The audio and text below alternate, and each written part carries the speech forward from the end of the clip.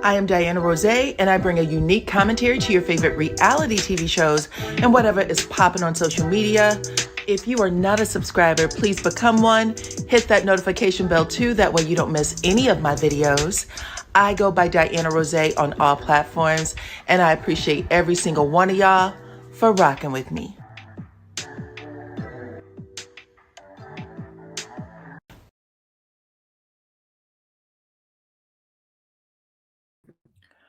What's up, family? It's your girl, DYANAROZAY. Merry Christmas to all y'all. Listen, we are here to talk gossip, though. I have some hot topics to bring to you in 15 minutes or less. And today we are talking about Mendeecees and Yandy, okay? First, let me say that Tamar Braxton has been vindicated, child. It turns out that she really wasn't sleeping with that woman's husband, like Funky Dineva said, okay? Kirk and Rashida tried to tell us a few months ago that there was no paperwork filed in the courthouse for these two, not in New York, not in Atlanta, not in Ghana. 2 times, okay? Because they did have a destination wedding, commitment ceremony, recommitment ceremony, all the things. Anyway, yeah, Kirk said that wasn't true. And y'all, according to Mendeecees himself, it's not true. Yandy Smith was busted out by her fake husband, Mendeecees, on Friday, you guys. Yandy has been lying for over 15 years about the two of them being married. And he said that not only are they not married, but they're not even together anymore. They have been separated for over a year, which would have been the time, around the time anyway, that him and Tamar were hanging out and seen smooching and other things by Funky Dineva, child. Also, you guys, Mendeecees made it seem like he has never been cool with any of the lying or the fake marriage or any of it. You know what I'm saying? This confession, all of it, was given over public airwaves on Friday on Young Jock's radio show. And shout out to Char's Reality for the post, because that's where I caught it. But Mendeecees said that he didn't want to get married and that it was all Yandy's idea. So he didn't want to get married from the beginning, but it was Yandy's idea to fake the fans out, I guess, for her storyline. And not only fake the fans out, y'all, fake their friends out too, because there were a lot of people that traveled far and wide to go to their New York wedding, as well as the 2 ceremonies that were held out of the country. And they received gifts and they received money and all kinds of things. And the whole thing was fugazi. But Mendeecees said that he was always against the marriage. And y'all remember the first wedding that happened in New York? He said that he got on board with that wedding, that Yandy had convinced him, but he thought it was a real ceremony. The ceremony that they did have, he thought it was real. And then he later found out with the rest of us that Yandy's lawyers had told her not to marry him because of what he was going through legally.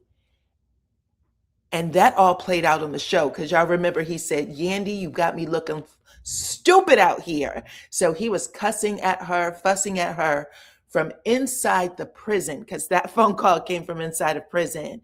So yeah, Mendeecees said that Yandy was advised by her lawyers not to marry him. So not to submit that paperwork because of his legal issues. Child.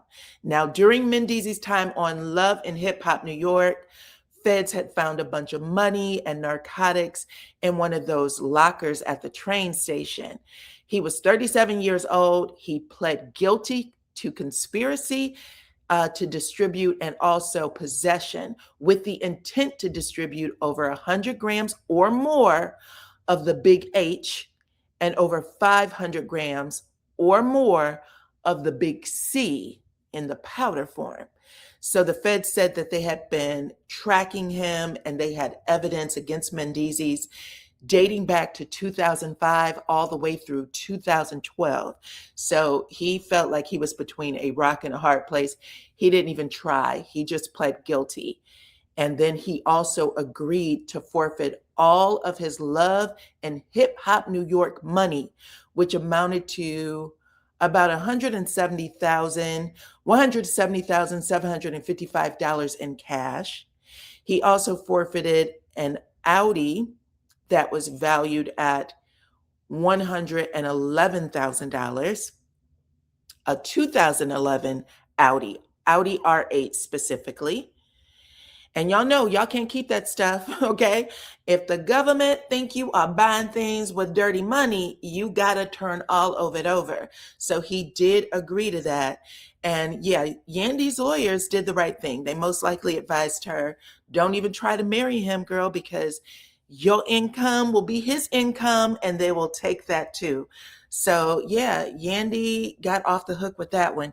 But y'all, Yandy and Mona Scott are good friends, I'm assuming, because she's still on her show. They moved the show from New York to Atlanta. Y'all know it's franchise. It's even been in California, right?